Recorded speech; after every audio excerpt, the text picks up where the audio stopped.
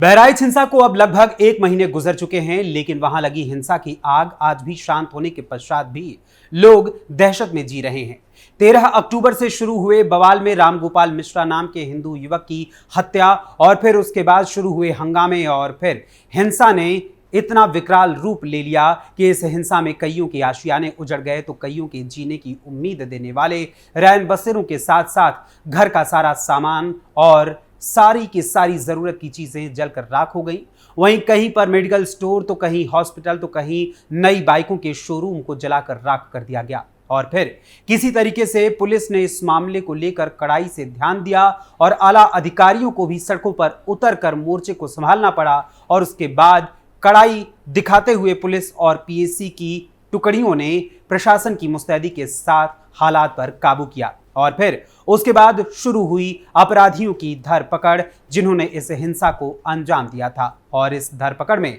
कभी बिना खून खराबे के कहीं अपराधी गिरफ्तार किए गए तो कहीं मजबूरन पुलिस को उन्हें एनकाउंटर में घायल करने के बाद गिरफ्तार करना पड़ा। वहीं इस मामले को लेकर राजनीतिक रूप से भी बयानबाजियां हुई और फिर अपराधियों की गिरफ्तारी के बाद बुलडोजर कार्रवाई की बारी आई। पीडब्ल्यूडी की ओर से सड़क चौड़ीकरण के लिए मुख्य आरोपी समेत 23 घरों के लोगों को और दुकानों के लोगों को अतिक्रमण का नोटिस दिया गया और 3 दिन के भीतर उस नोटिस का जवाब विभाग को देने की बात कही गई। और अगर 3 दिन के भीतर उनका जवाब नहीं दिया गया, यानी लोगों ने अगर उसका जवाब नहीं दिया, तो 3 दिन के बाद उनके घरों और दुकानों पर बुलडोजर चलाने की बात कही गई। जिसके बाद कुछ लोग अपने अपने घरों और दुकानों को खाली कर कहीं और जाने के लिए तैयार भी हो गए, अपना सामान समेटने लगे कि इसी बीच मामला हाई कोर्ट में पहुंच जाता है और उसके बाद हाई कोर्ट इस मामले को लेकर पीडब्ल्यूडी को नोटिस, यानी कि पीडब्ल्यूडी ने जो नोटिस दिया था उसका जवाब देने के लिए 29 घरों और दुकानों के लोगों को 15 दिन का समय दे देती है कि इन 15 दिनों के भीतर आपको अपना जवाब देना है, जिसे पीडब्ल्यूडी ने इन लोगों को दिया हुआ था। वहीं अब इस मामले में एक नया अपडेट सामने आया है और इस अपडेट के अनुसार पुलिस ने बहराइच मामले को लेकर बड़ा एक्शन लिया है और साथ ही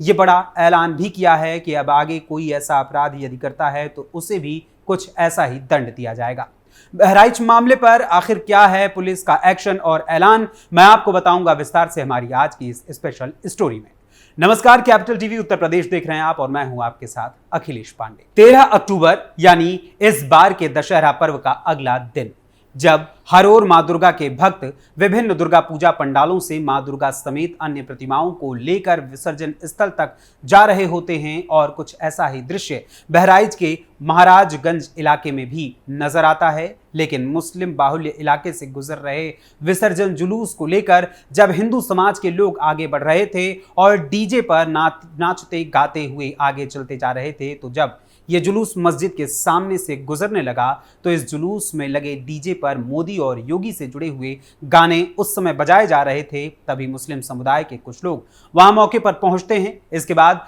पहले वो डीजे बंद करने को कहते हैं, जिसको लेकर दोनों ही पक्षों की ओर से कहासुनी होती है और डीजे को बंद नहीं किया जाता है। फिर देखते ही देखते हाथापाई होती है और उसके बाद फिर दोनों ही पक्षों की ओर से पथराव शुरू हो जाता है। दोनों ओर से पत्थरों की बारिश की जाती है कि तभी रामगोपाल मिश्रा नाम का 22 साल का एक हिंदू ब्राह्मण युवक हामिद नाम के मुस्लिम व्यक्ति के घर की छत पर चढ़ता है और वहां छत की रेलिंग पर लगे हरे झंडे के, यानी हरे रंग के इस्लामिक झंडे को वहां से उखाड़कर फेंक देता है और उसके बाद भीड़ की ओर से उसे दिए गए भगवा रंग के झंडे को लेकर रामगोपाल मिश्रा लहराने लगता है कि तभी मुस्लिम समाज की ओर से गोलियां चलाई जाती हैं और फिर एक गोली रामगोपाल मिश्रा को लगती है और वो वहीं गिर पड़ता है। इसके बाद कुछ लोग उसे घायल अवस्था में छत से नीचे उतारते हैं। सीढ़ियों से नीचे उतारते समय एक वीडियो भी कुछ दिनों बाद वायरल होता है और कुछ देर बाद रामगोपाल मिश्रा की मौत की खबर आती है। वहीं इस दौरान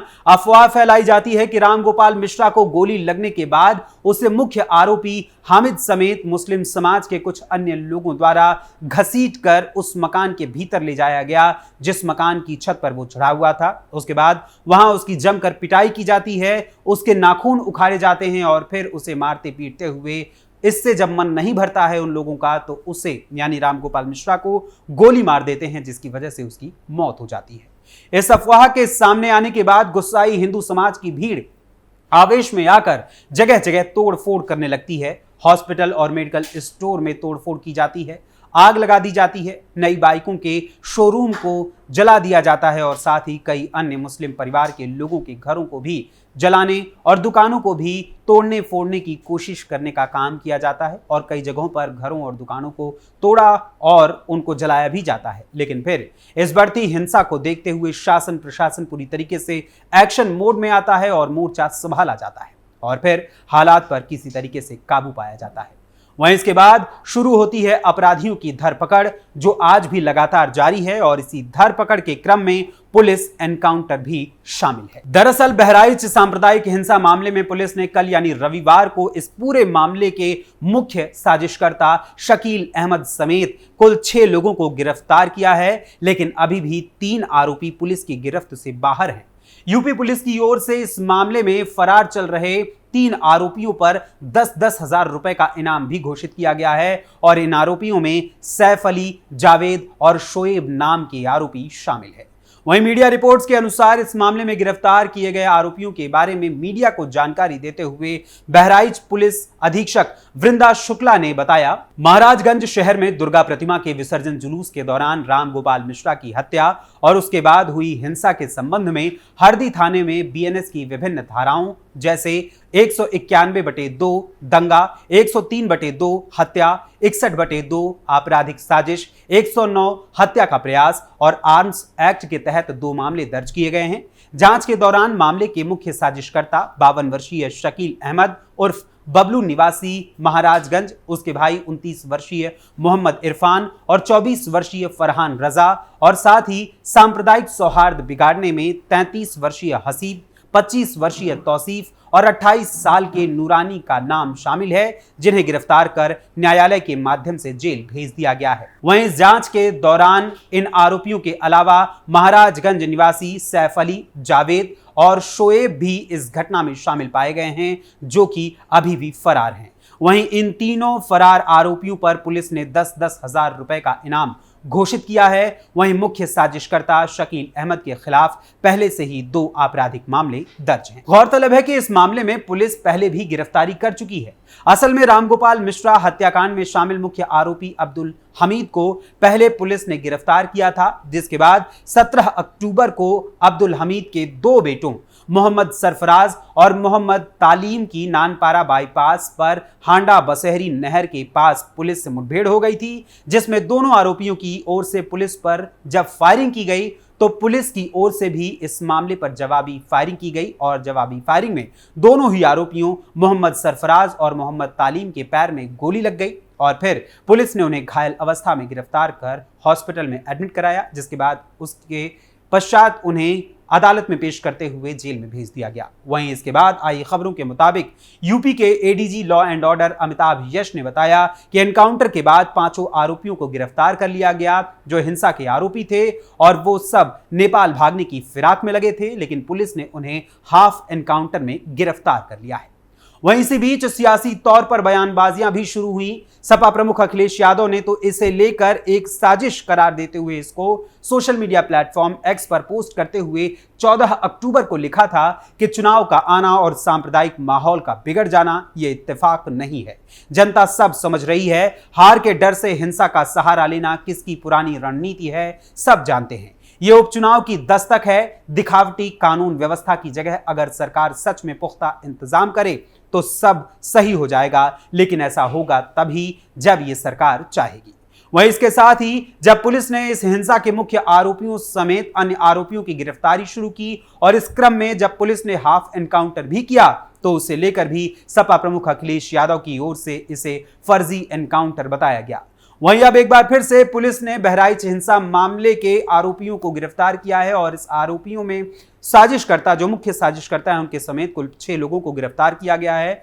और ऐसे में अब संभव है कि कहीं ऐसा ना हो कि अब एक बार फिर से सपा प्रमुख अखिलेश यादव इसे भी गलत ठहराने का काम करें। वहीं गौरतलब है कि इस समय यूपी विधानसभा की 9 सीटों पर होने वाले उपचुनाव का माहौल इस समय काफी गर्म है, जिसको लेकर पिछले लगभग 1.5-2 महीने से सपा प्रत्याशी चुनावी मैदान में उतरे हुए हैं और अपने अपने लिए पूरी तरीके से प्रचार कर रहे हैं। और साथ ही भाजपा समेत बसपा, AIM, आजाद समाज पार्टी, काशीराम समेत तमाम निर्दलीय प्रत्याशी भी इस उपचुनाव में अपनी किस्मत आजमाने में लगे हुए हैं। और इसी क्रम में कभी पोस्टर पॉलिटिक्स तो कभी ट्वीट युद्ध तो कभी रैलियों और जनसभाओं में वाक युद्ध का क्रम भी लगातार जारी है। और विशेष रूप से भाजपा और सपा के बीच होने वाले इस उपचुनाव के संग्राम में जहां दोनों ही दलों की प्रतिष्ठा दांव पर लगी है, तो वहीं भाजपा के परिवार के बीच ही इस समय युद्ध छिड़ा हुआ है, जिसकी वजह से भाजपा के खेमे में धर्म संकट भी है। अब ऐसे में आज से मात्र 9 दिनों बाद होने वाले उपचुनाव और फिर 23 नवंबर को वोटों की गिनती के साथ पूरी तस्वीर